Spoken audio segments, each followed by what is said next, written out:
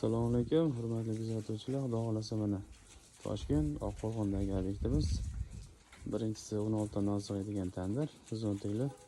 Yonida savat qo'yadigan joyi, savat qo'yadigan joy. Bu o'chog'imizga kelgan. O'chog'imiz, qozonimiz 50 litrli qozon, 10 kg guruch sig'adi. Bu o'chog'imizning ichlari agnipoli, og'izlari ham, eshiklari ham gazga, ham o'tinga moslashgan eshik. Pullar tortmaga tushadi.